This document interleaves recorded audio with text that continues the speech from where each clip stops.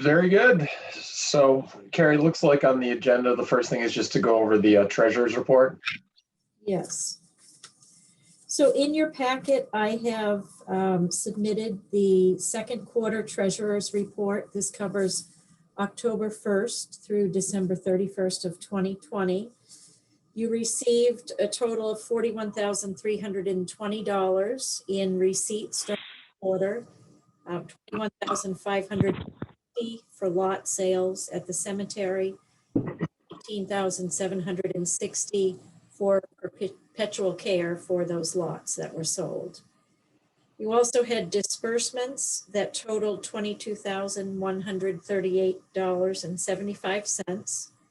And I've detailed those in the report to you. The biggest disbursement was $11,400 for cemetery lot repurchases. So you've seen this before. Sometimes people, typically it happens when they move out of town and they don't have family in town and they want to sell their lots back to the cemetery committee. So we did have quite a bit of that in this quarter. We had $500 disbursement. I don't know why it says Fund 27. That's from Fund 1, the Silent Fund for holiday gifts. And then there were some fees that were associated with lot sales that were turned over to the cemetery fund, and the balance for maintenance done at Chamberlain Park. I'm going to skip over the disbursements section for the quarter and just come back to that at the end. So again, sticking with the second quarter, the net distributable income, the interest earnings were $48,658, bringing the year to date to just over $75,000.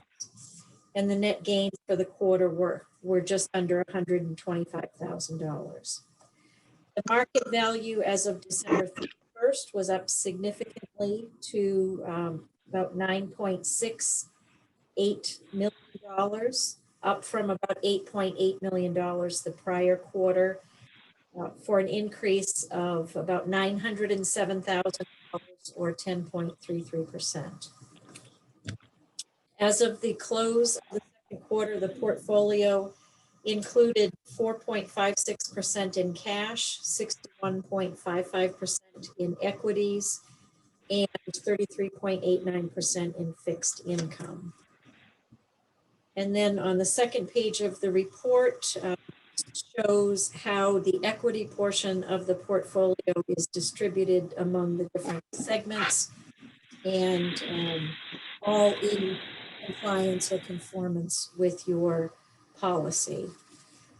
There is a detail of all of the quarterly transactions, which is on page 10. I'm not sure how that got misplaced, but that just has further detail of everything that I went through. Just the receipts by individual receipt, the expenditures, and information on earnings and gain by month rather than quarter total. So then looking to next. Oh. Kelly, there's a Carrie, there's a slight error on the page where we're talking about the allocation. At the bottom, you say the 3-year cumulative return is 120%. Yes. And I think it's only 20%. I was ready to be really, really excited. We're going to keep that mic guy. We're doing a great job. I will make that the record. Well, that's what happens when you put all your money in Tesla. Or AMC or GameStop. Yeah, that GameStop purchase really worked out for us. AMC, right. So then for the next quarter, the third quarter, this is when most of your distributions occur, and I've outlined the typical distribution requests that we'll see next quarter, which will total probably about $94,000 plus whatever is distributed in perpetual care. And I did note that typically you distribute about $70,000, but as we talked about last year, according to your new distribution policy, it could be significantly more. And I will be in touch with Concord Public Works to talk to them about what they think their request might be. If it might be something different than what we have seen in the past. I'm not sure that it will, but we have a lot of new staff that are over at Public Works, and not necessarily they haven't been involved with this in the past, so I need to work through it with them. I did note that between the two bank accounts, we do have about $150,000 cash on hand. So again, depending on what comes out of or what is distributed from perpetual care, I might need to pull some funds from the BNY Mellon account, your investment account, to cover distributions. Any questions on the treasurer's report? No, we're doing great. Okay.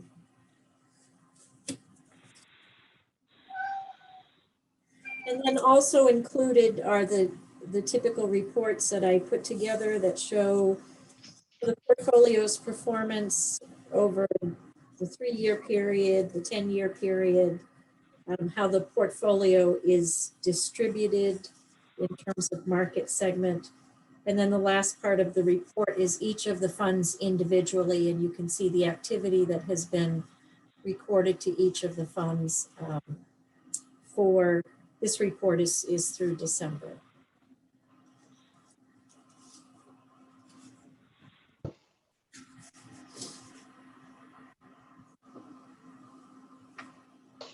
I think we're good. Any questions?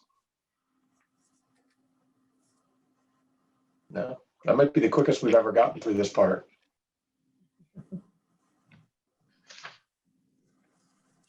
All right, so the next item is the Archivist Intern. Yeah. And I did not include anything in your packet, but I do have a report because there has been some activity recently. So at your last regular meeting, you approved an expenditure of up to $3,500 to hire an intern to look through any records the town has relative to these 40 trust funds that you oversee. So I probably mentioned that we have an archivist, a full-time archivist on staff. And so he would be overseeing the work of this intern. I did, I had him on 2 tasks on your behalf over the last couple of months. So he did draft a job description, which he submitted to our Human Resources Department and for approval. And so that job description and your request to hire an intern through the town was just approved earlier this week. Oh, good. We did get that approved, and he is going to get that posted at in all appropriate places. He has had a couple of interns since he's been here, so he he's got a lot of experience recruiting and working with interns. But while we were waiting for approval from HR to go ahead and advertise the position, he did make a review of records that were readily available. And he did mention to me that most of what he saw in terms of records that were readily available had to do with the accounting of the funds. So sort of what has happened over the years, which is not necessarily helpful for what you're looking for.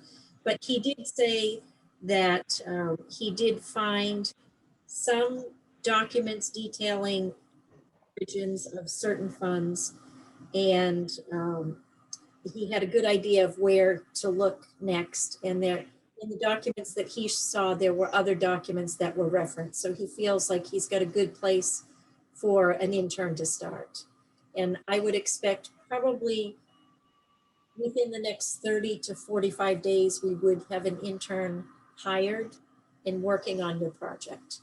So probably at your next meeting, either the archivist or the intern or both of them come to just make a short presentation to you to give you an update on where they are. And then when they're ready to present a more detailed report to you, we would schedule that. That would be terrific. That'd be great. I do want, now I have I didn't even think of this. I wonder if we end up with some orphan funds. I mean, some of these haven't been touched in a long time. If we can't find the source documents, that would be an interesting situation. Yeah, then I guess what we have is what is reported in your annual report, and that may be the sum total of what we have for directives for certain funds. Yeah, interesting. But no, I'm excited to see what they come up with. Great.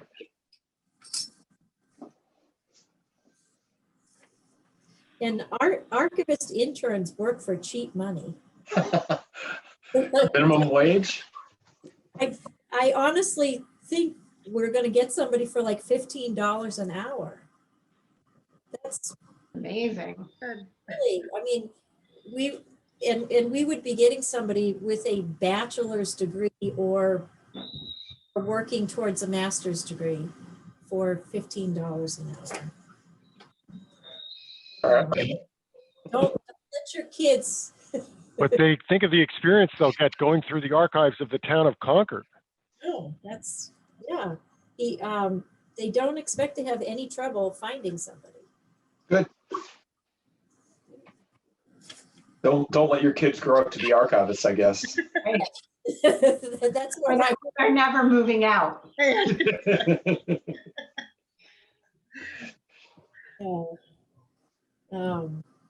Okay, any questions on this project? No, thank you for pushing that. That's going to be a fun thing. Yeah.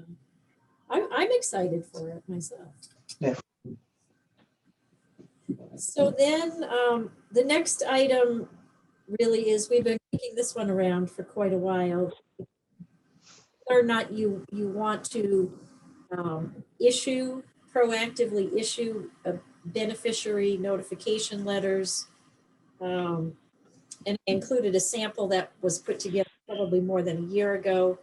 And then also the grant application form, which I think we probably do want to use that. And I actually used it for 2 of the requests that are up for consideration tonight. So on the grant application form, can we get that on the website? Yeah, we can, as long as you approve this or, approve it with modifications, we'll get it. And we should be able to make an editable PDF and get that posted on the website. Good. So my question, and I don't know. One question here. We've got the name of the.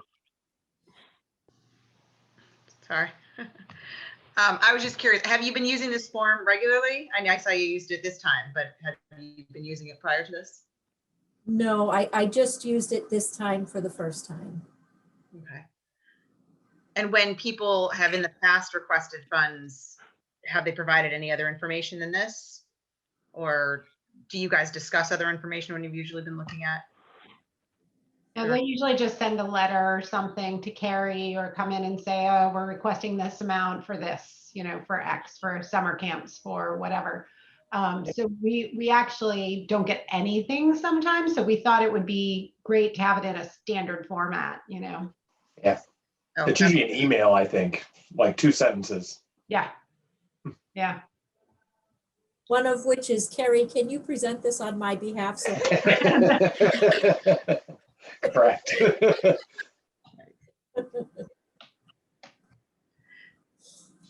So I've looked at the form and the letter. They both We look need fine to on this me. form. Say it again, Rick. I was wondering if we need on the form any information about the relationship of the requestor to the trust. Like their title or something, whatever that might be. Yeah, you could just put title underneath or something. Right.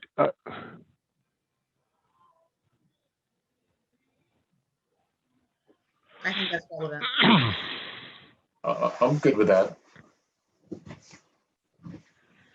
What about any time frame of when they're going to be using the funds? Is that important to know? I mean, I don't know if people typically request it because they need it within, say, the next quarter, or is it for that whole year? And so it might, if it's relevant to know, oh, they're requesting it today, but they're not using it until December. Yeah, sometimes like with Chamberlain Park, So maybe making it purpose and timing. Mhm. Yeah, I don't know. Yeah, the timing thing I think could get tricky because, sometimes it's to help, with bills or something of town residents, and they might be thinking of like just a budget, that like they look back and they say, oh, we historically have needed this much and we think we need this much, this year or whatever. I just don't think that unless the trust itself requires like it to be used in a certain time after distribution, that we should put another potential, condition upon it. Because people might look at that as a condition, right? If they say, oh, I'm going to use it within the next month, will they feel like they have to spend it within that next month, even if they didn't necessarily need to, right? I feel like it could be a condition on it.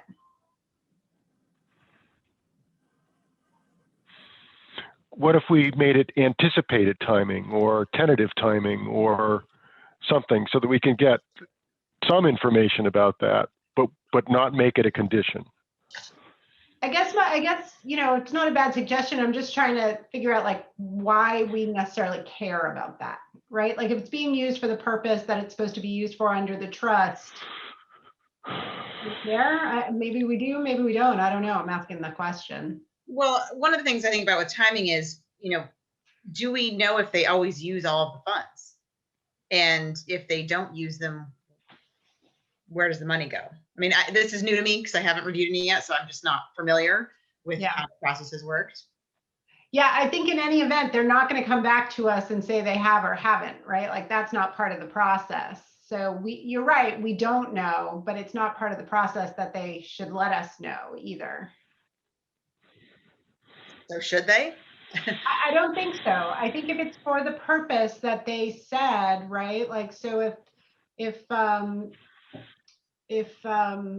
why is it escaping me now? The ones that always come in. The silent fund, cargo. Yeah, Hugh Cargill, right? Like if they take money out to say we want to help the poor of Concord, or like the people of Concord who need some help in the winter for heating bills or whatever, and they base it on the anticipated need from last year, and they have $500 left over, do I care that they come back and tell us I have $500 left over if they're still using it for the purpose? Like, so maybe it's not for the gas bills for the winter now, but it's for something else. For, we heard a story about blown tires on the way to work and not having the money to replace them. Maybe it's for that. So as long as it's used for that purpose and we don't audit that, and that's not part of our remit. Well, wait a minute, though. We're fiduciaries of these trusts. Isn't it incumbent upon us to in some sense check to be sure they're using the money for the purpose of the trust, as opposed to, I mean, they could ask for the money and then spend it on a party. And are we being fiduciaries if we don't check? Yeah, no, so I disagree there. I feel like if we get from them the purpose and they're certifying that to us and we give the funds, unless we want some subset of this committee to now have a new remit to go out and call every time there's been a distribution to say, show me your receipts, we can't get into that. Well, so that brings up the, and again, process here I'm not familiar with.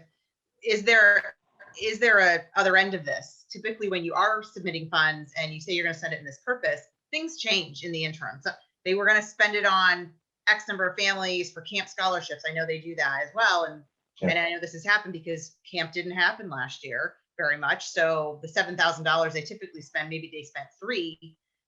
I think, yes, it's nice if they say they're going to hold it over to this year, but you don't know. So what if they decided to use it? Right. But that's as the stewards of this fund and the fiduciary responsibility, we should know that they don't spend that. And whether we let them hold on to it or not, or they say, can we use it for another fund? We should know about that. And the interim, I don't think there's anything in our remit that says we can claw back funds. I've never seen that in our charter. And so honestly, I think like, I personally feel strongly that unless somebody on this committee is going to call every single time and ask for a receipt, we can't get ourselves into that business. I don't think you need to ask back funds. I'm not suggesting that because that is complicated and messy. But if it's more if they spent it the way that they said that they were going to spend it. Yeah, the way we've handled it is because typically these aren't one-time things. Like as Christine said, the Hugh Cargill folks, it's like the seasons. They come twice a year. And I recall, I think every time they tell us what they did with the money before. So they kind of have to come back to us to a certain extent. It's very rare we have one-time expenditures. But I agree with Christine. I don't think any of us are interested in making calls. I just maybe change purpose to purpose in expenditure plan. Well, but is there nothing between just trust you and we've got to do a complete audit to check expense receipts? Can we not just say, we'd like to know, suppose it's a scholarship fund, we'd like to know who got the scholarship.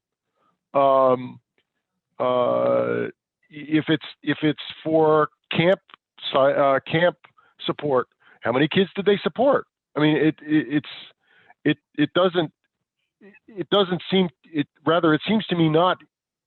it seems to me prudent to ask the question. That doesn't necessarily mean that we have to go audit. You're putting a reporting obligation on the beneficiary. That's what you're doing. I don't know that we have the authority to do that under the trusts. Maybe we do, maybe we don't. But so what I'm saying, it's not historically how we've done things. That doesn't make it right or wrong.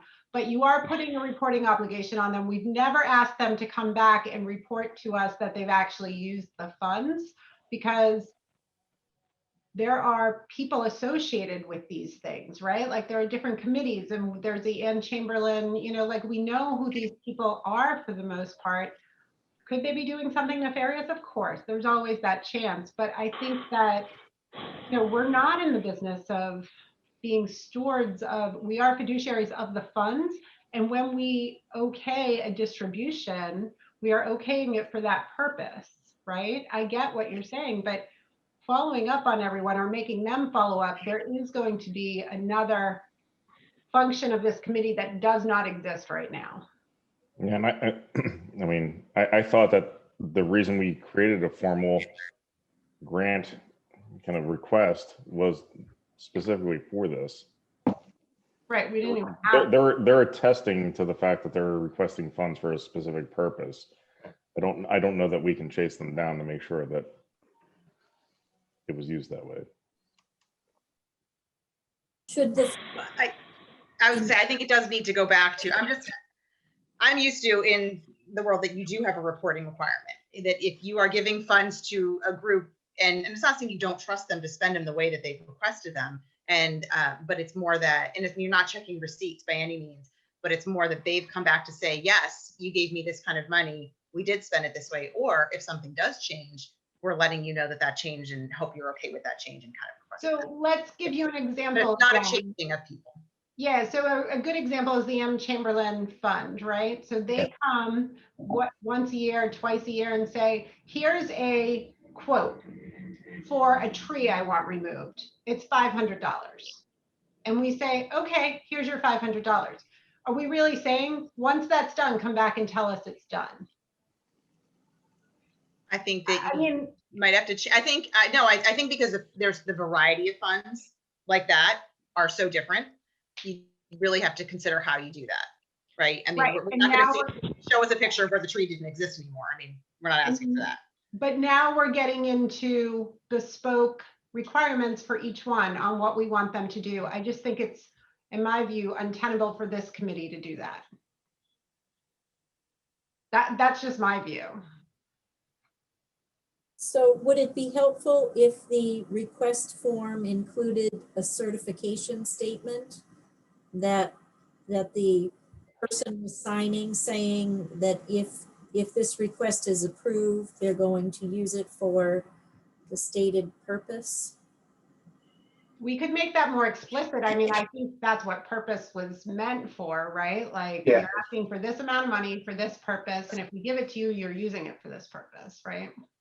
Yeah, I mean, you can put in an attestation clause that just says that they're going to do it. And does that stop them from changing that behavior? I don't know, but Right. it's one more legal hurdle. Yeah. I think that's a good approach. So Carrie, if you have something on the shelf we can put on there. Jen, I do get your point. I thought about that as well. There is a reality of the situation in that we're a relatively small town. We know who these people are. Frankly, I think if somebody new comes to us that we don't know, or a new organization or unique, that's where, to Rick's point, it's our fiduciary responsibility to look into them. But we all know what Hugh Cargill uses the money. We can do more on this, I think, to kind of move forward. I think we just put that certification statement at the bottom there, and then we kind of keep this conversation up. Do you happen to know if there's any other vetting group or whatnot that, I mean, you say we know the people on the committee. I totally get that. And there's a bunch of different committees in the community, but do they have anyone else that they report to other than asking for funds of this group? So Hugh Cargill, it's usually the board members who come. For Chamberlain Park, it's usually Carrie, I think she's our director of natural resources. She works for the town. Carrie, for the scholarships, who asks for those? So the scholarships that are up for discussion tonight, I get a request from the Concord Carlisle Scholarship Committee. Okay. And they do acknowledge receipt of the check. They do not inform us who the scholarships are given to. But I do think that's public record. I think it's probably easy enough to find that. It is. I've seen it in the newspaper. Yeah. Also, those funds that get an automatic distribution of the interest, right? And they can use it for, right, Carrie, there were like 3 or 4 funds that get an automatic distribution of the interest every year. And they could use it for whatever's in their trust documents, right? But we've never followed up on that, right? Like, they get their interest and they go along their way because the purpose is that they get a yearly distribution of their interest. And so it would be definitely, out of these 40-something funds, right, a very bespoke process on which ones have to report back, which ones don't, what do you need from them? You know, I think it would be a fairly time-consuming undertaking for somebody. Well, and you know, what is the intent of this committee to do? I mean, is it really only the disbursement piece? You know, I don't know what was written in the charter to begin with. If we're supposed to be doing a secondary look or not. No, I don't think it's that specific. Yeah, it's our charge to make sure that the funds are expended consistent with the intention of the donors. And I think the open question is, are we doing enough to verify? Obviously, I think we're really good about, based on the information we have, when we make the grant, that it is for the stated purpose. There is another level here, which we've never really considered before. And I'm not sure if, Jen, did you have a specific, I think we all agree, let's put the legal language in here. So that just adds another security blanket. And certainly, as these requests come in, we should all feel empowered to ask tough questions. And obviously, if somebody comes off the street that nobody's ever met before, has never asked for money before, we of course would view that with a little more skepticism than we would the Hugh Cargill Foundation. But Jen, is there something more solid that you'd propose? I like I said, I haven't reviewed any yet. So, this is the first time I had seen any, so I wasn't really quite sure what the whole annual process was, which is why I'm asking that question. And anything I've ever been through with distributions of grants in this way, Yep. typically the proposal is much more extensive than this. Yeah. But there is even, there is also a reporting requirement, which is showing that, yes, we have spent the funds in the way that we intended, or we did not, for that matter, because that does happen. I mean, that's not rare, where things can change for various reasons. And not to say you can't shift how you spend the money, but it's letting your funder know, which we are the funder in that respect. Like we had to use it in this regard this year instead of that way, even though we requested it differently. So. Yeah. So just doing this form is like a quantum leap ahead of where this committee has been before. And I know we all agree with it. I guess the question, and I'm not sure if I'm ready to go there tonight, is do we include a requirement that they follow back with us, in 2 months or 3 months? And again, I'd rather get the form out there and let's see how it goes, and then maybe entertain that approach later in the year if we think there's an issue. No, this is a step in the right direction, certainly.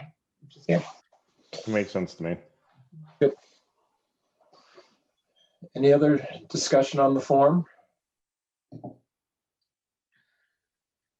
right, do we have a motion to add the language and then authorize Carrie to put it on the website?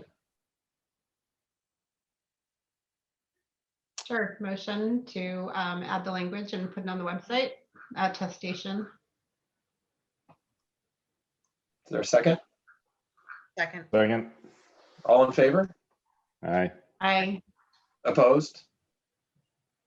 All right, let's get it on the website. Carrie, is there anything else on this we need to discuss? So the only other piece then is whether or not there's an interest in actively notifying beneficiaries of funds. And maybe this is something you want to just hold until you hear from your archivist intern, and we would be in a position to sort of roll this out more holistically than what we would be able to do right now. Yeah, we're putting a lot of pressure on our archivist intern. Or she is a rock star. So I think I'm open to other discussion on this. I think it's a good idea, but I think getting more data from the archivist over the next couple months would make this will be something we probably only want to undertake once. So let's get all the information we have, but I'm open to other points.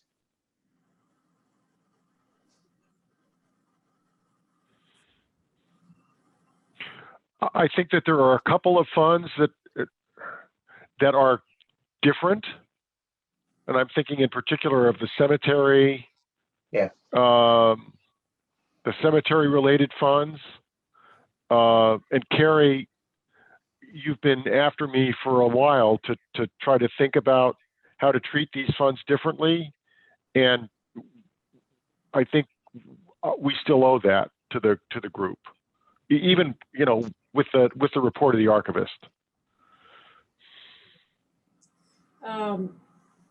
Yeah, I'm not convinced that the way that we're processing the cemetery receipts is what we should be doing, because like a lot is sold, we take the money in, and then on a semi-annual basis, I just pay them the same amount. So it's almost like the trust fund is just sort of a 6-month holding place for these receipts. And I don't really think that was the intention, and it creates, some amount of work rather than just depositing it directly into the cemetery fund. So that's something we need to straighten out. Perhaps we lost something in translation between, how things maybe have been done in the past versus how they're being done now.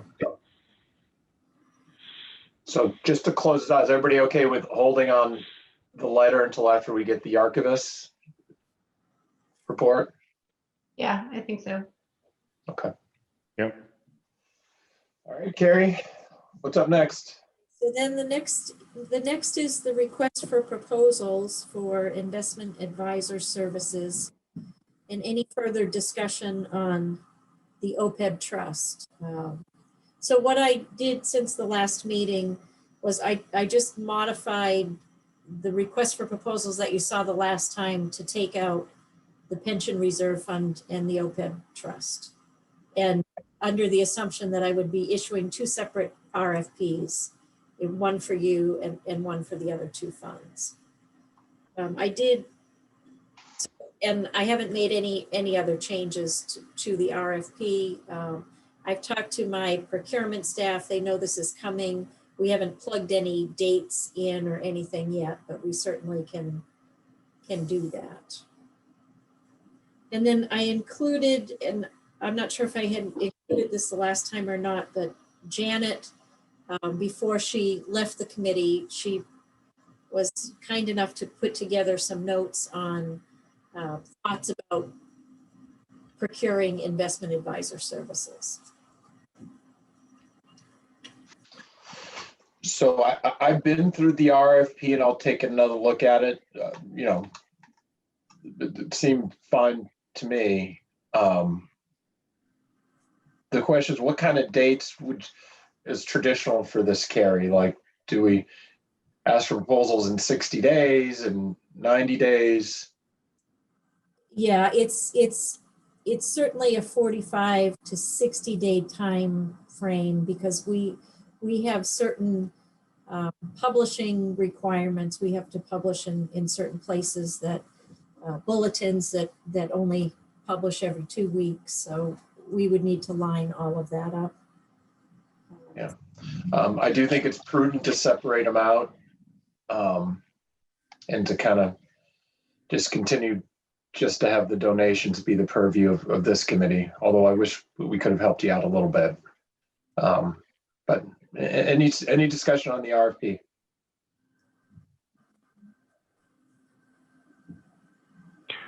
I wonder about the requirement that they meet with us twice a year.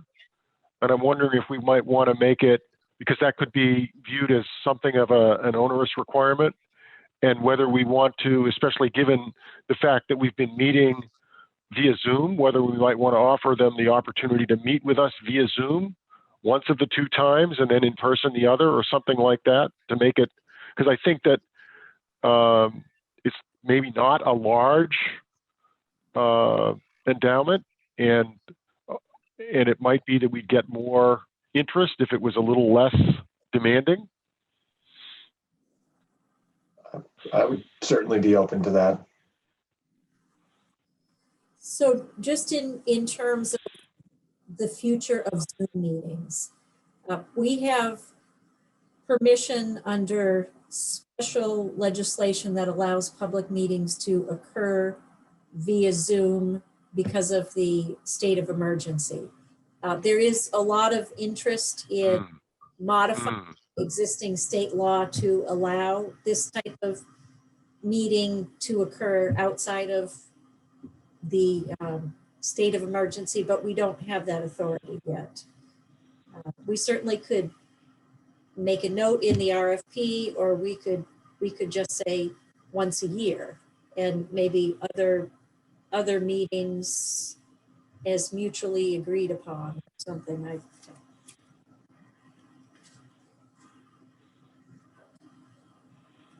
Any other thoughts on that? I struggle with that one only because that, I mean, 2 times a year, is that really that hard to do, regardless if it's Zoom or in person? You know, we are a smaller endowment, so maybe that's not what we're looking for.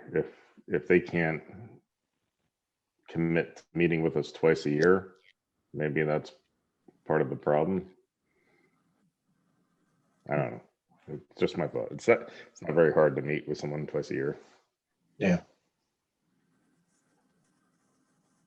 Well, it's an evening, right? And a lot of their clients are not in the evening, or maybe they are. I guess if they're municipal, they're meeting with people in the evening. But it's certainly going to narrow the geographic reach that we can have, it seems to me. Oh yeah, no, I agree that there's going to be some hardline type of, we only meet during business hours, but I don't know. It doesn't seem to be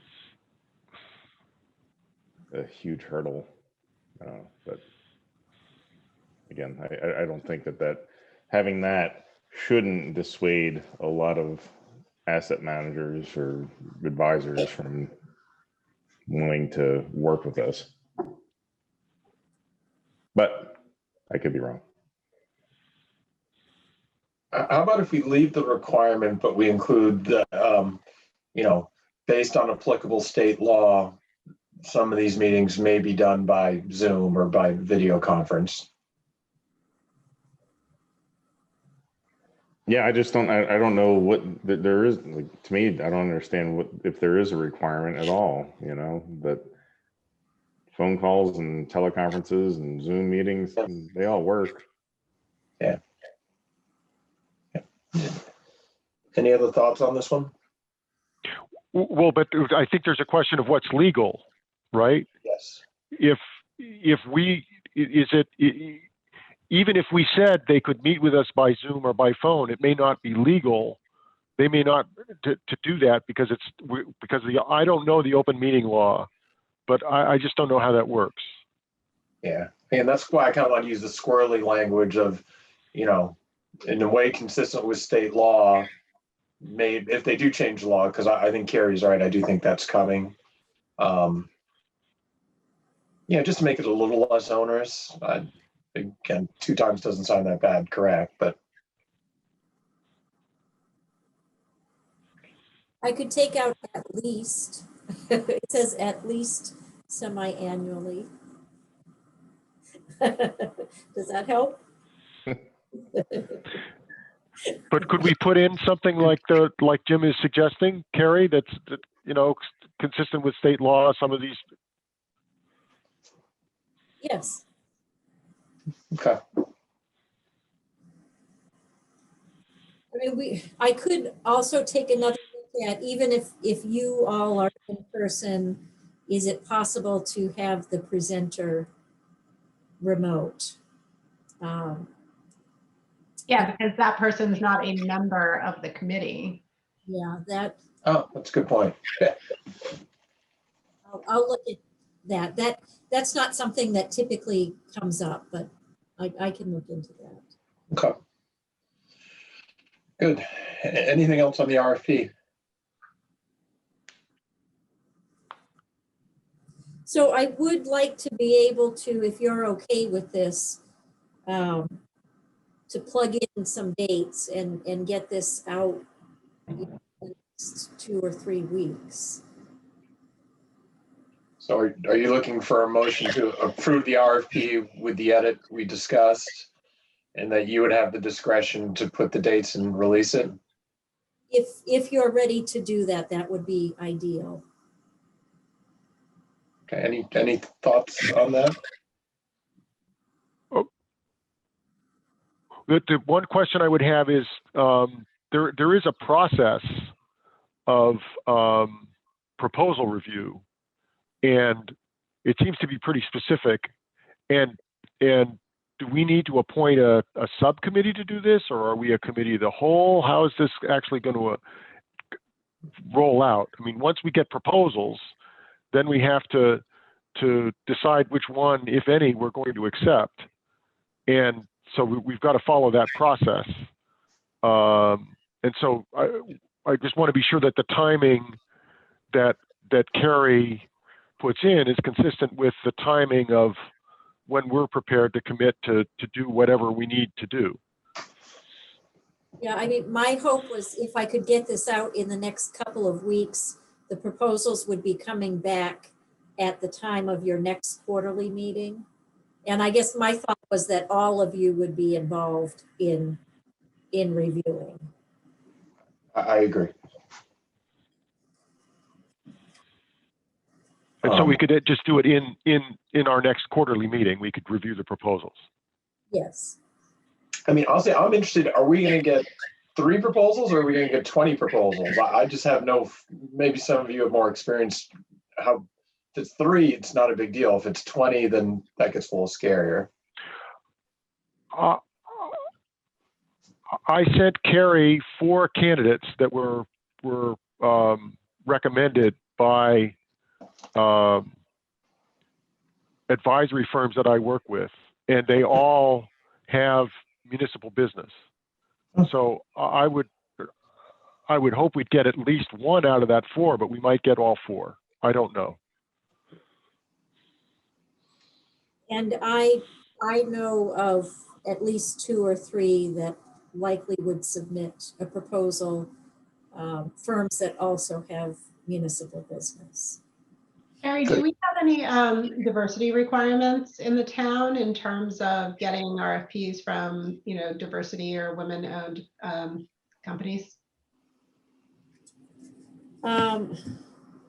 We don't have anything specifically for a contract of this size and nature. We do for some contracts, but not for this one. Okay. And I would have my procurement staff review all of the proposals to make sure they met the requirements. So you wouldn't be looking, you wouldn't spend your time looking at any that didn't meet the minimum requirements. Great.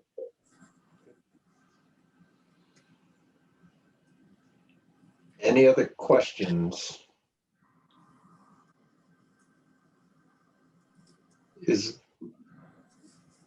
There's not. Is there a motion to approve the RFP? Oh, I have one. Well, I have one other. I'm sorry. Yep. I'm sorry. I've got one more question. The price proposal on page 29. It says total fee, and I'm wondering. Is this in dollars? Is it in percent? Does it have to? Is it? I just want to be sure that we're not going to run into any difficulty there. Yeah, so this RFP requests it's a fee base. Well, it says fee basis. Fee could be percent. The intent is that it is a dollar amount. That it's not percent.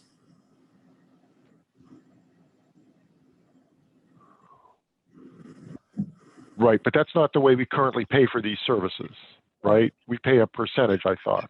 Yes, we do. And I think a lot of firms charge in percentage terms.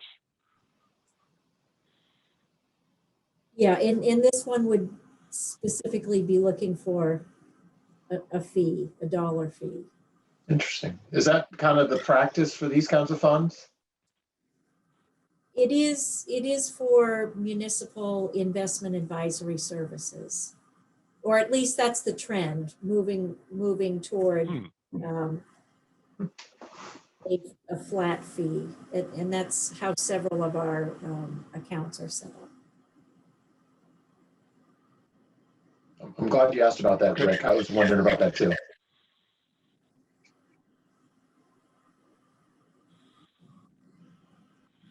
Okay. Any other questions?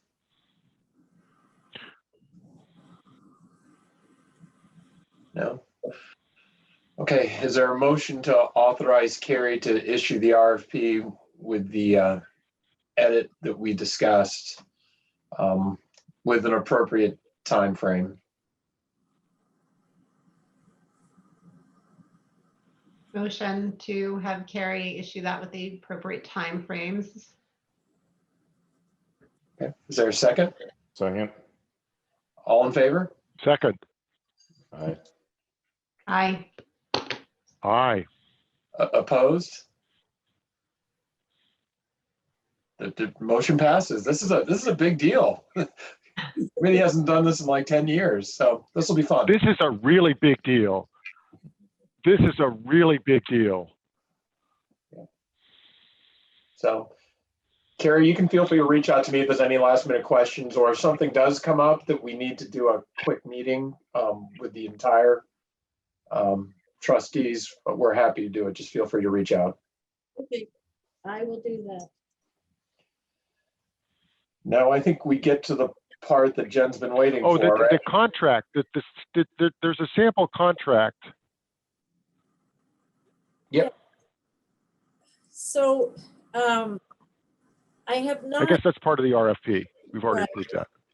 And it's typical for municipal RFPs to include a contract. I don't know if that's typical for private business, but maybe not so much with this contract, but we have a lot of requirements in terms of insurances that maybe are higher than what you might see. And so we usually issue a standard contract so that if our requirements are going to impact price, we know it up front.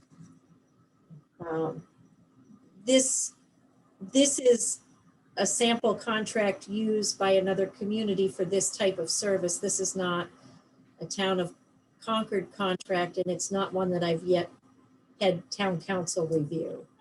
And frankly, I didn't think it was that great to begin with, which is why I didn't just take it and send it over to town council. I wanted to do some work on it first. I'm good. I know in the defense industry, it's general practice to do that, so it seems appropriate.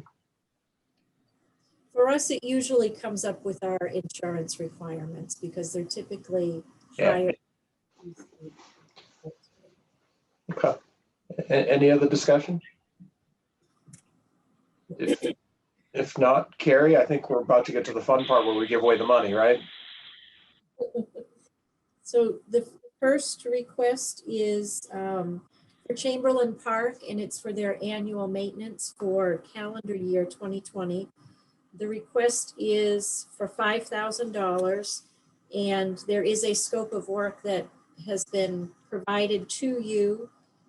And I believe there was also a note that there might be some additional work that is requested, but that would be brought forth in a separate request. So again, $5,000, and let me see. I mean, it's well within the distribution range for this fund, which the distribution ranges for all the funds begin on page 44 of your packet. So for Chamberlain, the maximum distribution, if I'm reading this correctly, is $12,778. What do we usually do? Is it 5,000 usually every year? Yeah, it is. Sometimes it's a little bit less, and maybe every other year there's a secondary request for storm cleanup or Yep. there's that needs to be removed. So the way that this works is the invoices. Say you approve $5,000 periodically. I'll receive invoices. The invoices will go to the Natural Resources Office. They'll look through it and sign off that the work that we're being billed for actually occurred, and then they send it over to me to pay, and I pay. So I'm not writing them a check for $5,000 that they're distributing. I do the distributions. Good. This particular request. Any discussion on this one?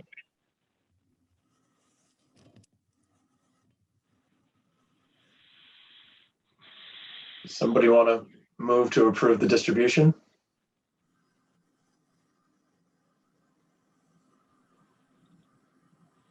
I move to approve the distribution for the Chamberlain Fund.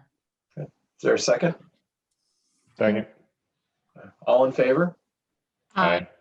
Opposed? It's approved. Aye. What's next, Carrie? And the next is fiscal 22 budget for services performed by the town of Concord. And I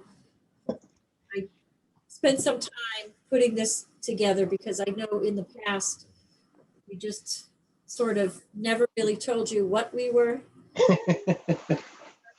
why. And so the request here is, and this is for our next fiscal year, for a total of $12,500. It's a flat fee. I've outlined sort of the type of work that is performed by me as the treasurer, by the treasury division, so the treasury staff, and by the town clerk's staff. So for me as the treasurer, you know, I deal with all of the cash management issues, the portfolio reconciliation, payment of invoices, preparing monthly and quarterly reports, work with the auditors to get your book audited on an annual basis, attend meetings, and, you know, any other work as assigned.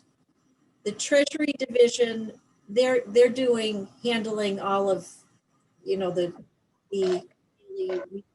banking, and this really has to do with the cemetery lot sales. So the payments come over to us. The Treasury staff would be depositing the payments, writing receipts. Oh, and I had included an estimate of the number of hours for this group of work. In the town clerk's staff, and again, this really has to do with the cemetery. They're the ones, if you buy a lot, you're buying it through the town clerk's office. You're actually giving them the check. They're dealing with the deeds. They would turn the check over to Treasury for deposit. They do any basic research into ownership of lots. They work more hand in hand with the cemetery committee. Any repurchase of lots goes through the town clerk's office. And so I'm happy through this next year to maybe keep a better track of the number of hours to make sure these are fairly close to being accurate, to make sure you're not being overcharged. I don't think that would be the case. But you can see, I put the last 5 years of what we had charged you. Yeah. You know, we, in the older years, the amounts were higher. And we had a discussion, I think sometime in fiscal 19 or the beginning of fiscal 20 about the amount. And I said, all right, let's just, you know, essentially cut it in half. But cutting it in half is probably not reflective either of the amount of work that is being done. Any discussion on this?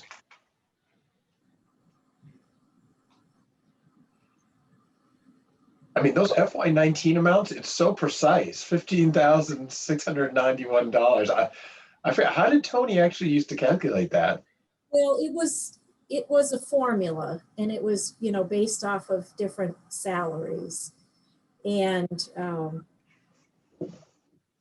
you know, it's hard to do because there's so many different people that could be involved. You know, in the town clerk's office, really probably any staff member could do this work. And sometimes, you know, it might be the departmental clerk that is doing it. Sometimes it might be the town clerk that's doing it. But he definitely had formulas for everything. Good. Anybody have any questions for Carrie on this one? I think it's a good deal. I mean, I agree. all right. Is there a motion to approve the budget? Motion to approve the budget. Second? Second. All in favor? Aye. Second. Opposed? Carrie, you have your money.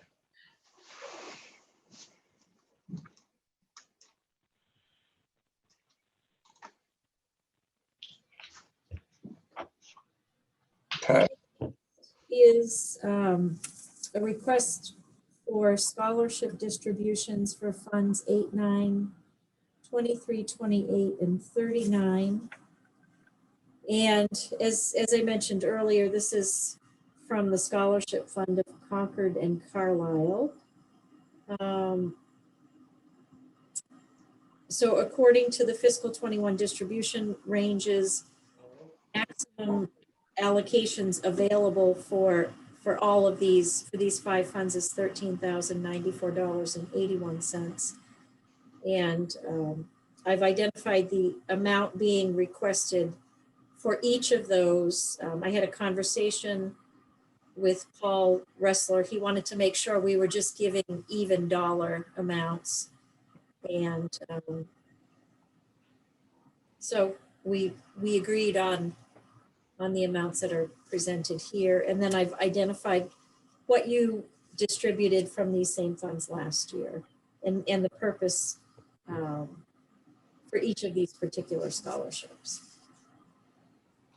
So we're giving less than in almost all of them, huh? Yeah. I think we gave more than the target amounts last year. And these funds, and I think the Anna and Holland funds in particular were, the accounting was a little problematic. I don't know if you remember the. Yeah.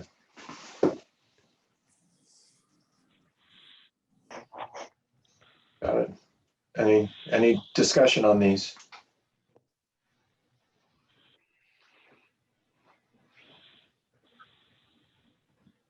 No, is there a motion to approve the distributions? Sure, motion to approve the scholarship fund distributions. Is there a second? Second. All in favor? Aye. Aye. Opposed? It's approved. Aye.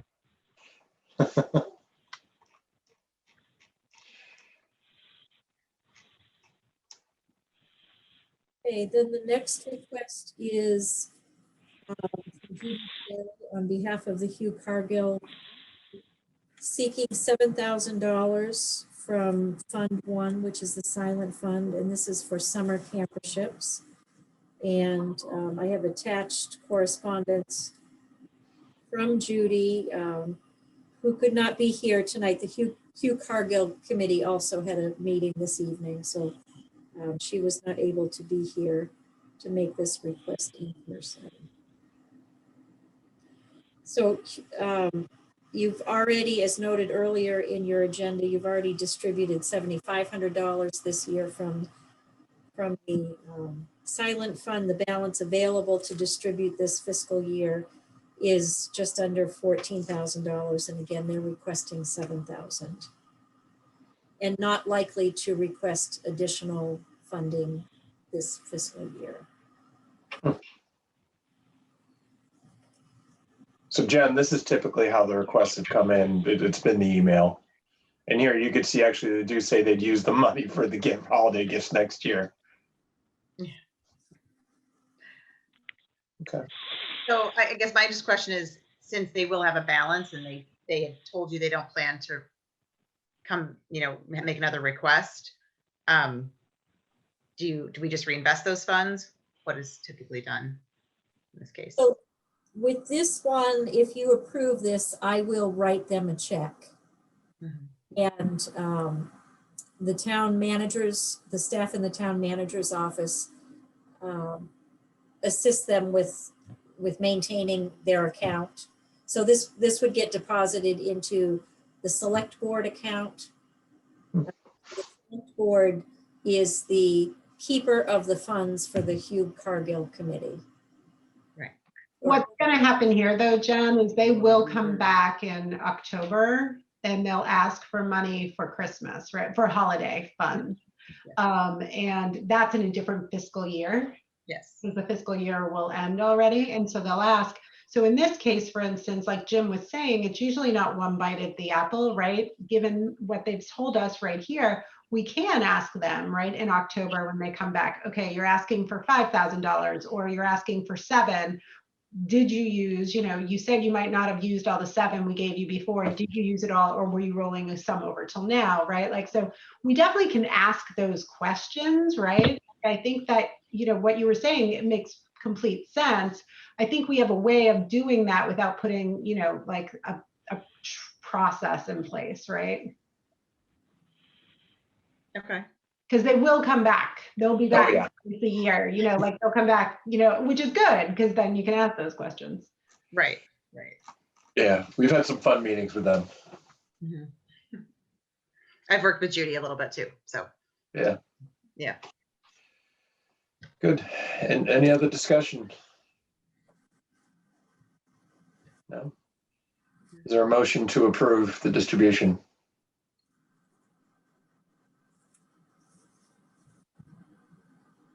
Motion to moved. approve the distribution for the summer camp Okay. scholarships.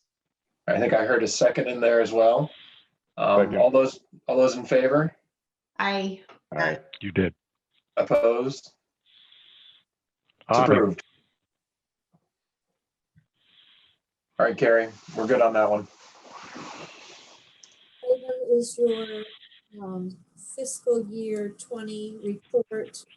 This was distributed to you at your last meeting as well. It's in the exact same format as it is year after year. I did circle, the benchmark. It doesn't make sense to me that that the 3-year, there's such a discrepancy in the 3-year. I did attempt to follow up with BNY Mellon and I didn't get a response. So I can work on following up again, but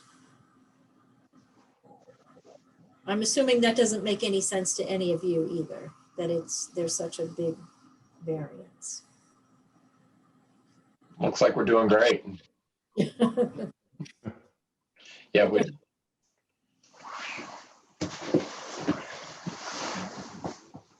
Yeah, please check with BNY.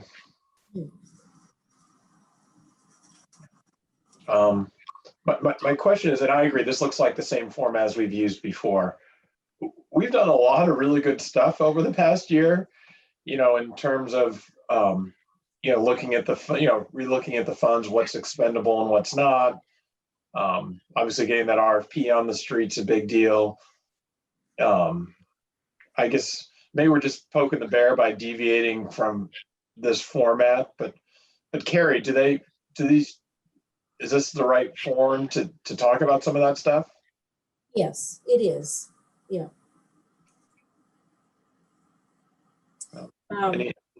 Yeah, as long as it's within this period. Yep. So this would be the fiscal year ending last June 30. When does this need to be final? Last week, I gave them this as a placeholder, but and just mentioned that when it would be coming up for your approval. There's certainly time if somebody wanted to do something, or we could make a note that next time around we need to memorialize some of the work that you have done. Any thoughts?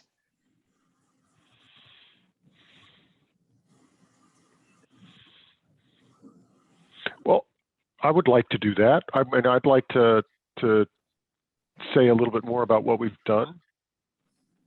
Yeah. Yeah, Carrie, I think you keep the same format. Maybe we just add a couple of sentences. It doesn't need to be major surgery. Yeah.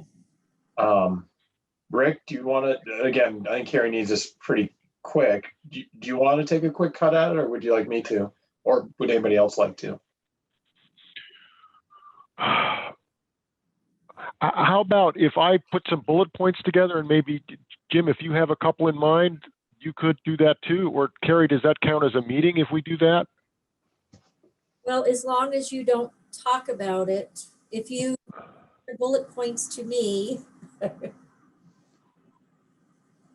Okay. So Carrie, how about if I'll recognize separately, send you our recommended edits, and then let us know if they're completely they'll probably be redundant in many regards, which is fine.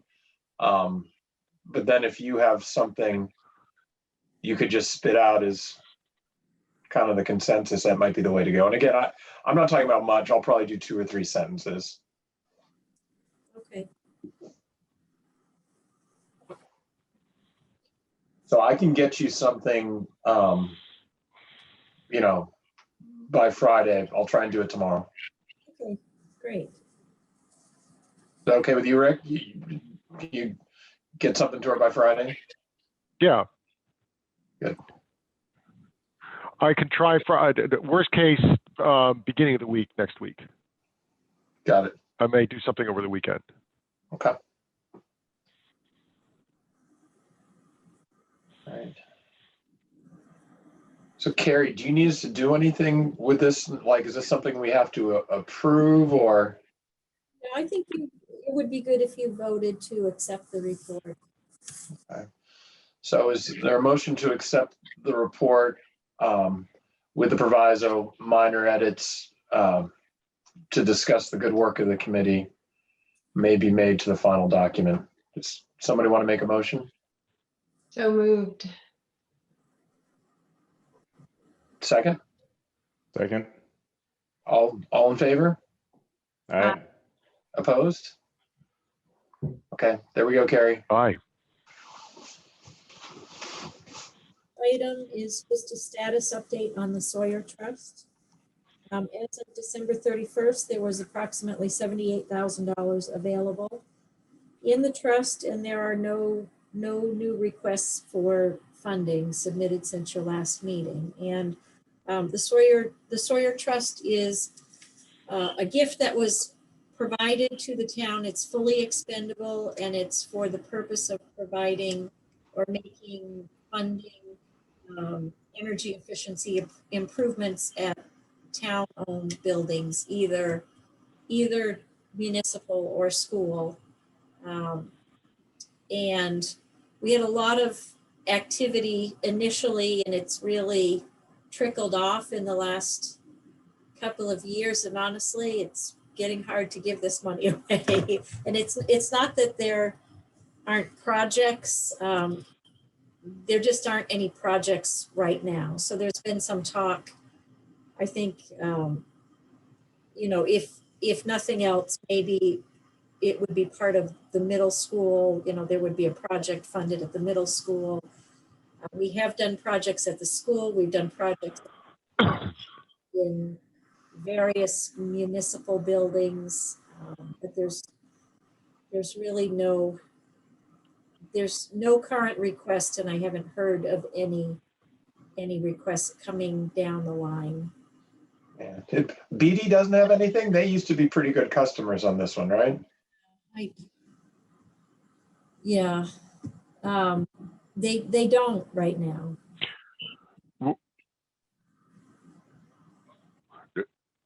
There will be new middle schools, will there not? Or middle school? Hopefully. That should be a pretty good opportunity. I mean, that could be the going out of business sale for this one, which would be great. Yep. Yeah. Yeah. So, Carrie, I think we're all kind of in the mind, the middle school. I know that's going in spits and starts. It's probably our best opportunity on this one. Does somebody need to reach out to them, or do you have discussions with the school district? The finance department has a representative on the middle school building committee, and he actually happens to be the person that oversees the Sawyer Trust. So he's well aware of what's left and has a vested interest in getting rid of spending money so he doesn't have to do any more reports.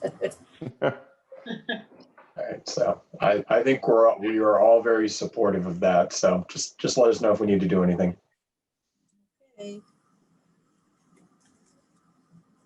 And then I This is not on the Sawyer Trust. I tentatively am suggesting April 27th for your next quarterly meeting. That looks, April 27th.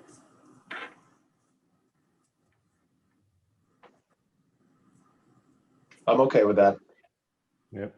Fine with me. Do that right now. Okay. All right, Carrie, anything else we have to discuss? We're getting a lot done. Did get a lot done, yeah.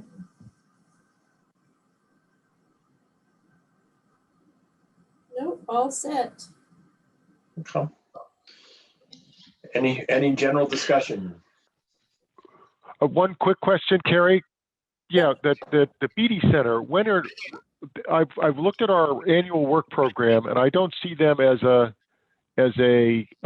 regular on any of the particular quarterly meetings. Yeah, so last year was the first time that they had come to request a distribution from their trust fund because they had a specific project. So they are aware that they can make an annual request for anything that falls under the purpose of their trust fund. But I probably should add them. I certainly have reminded them, but I probably should make a note so I don't forget about them.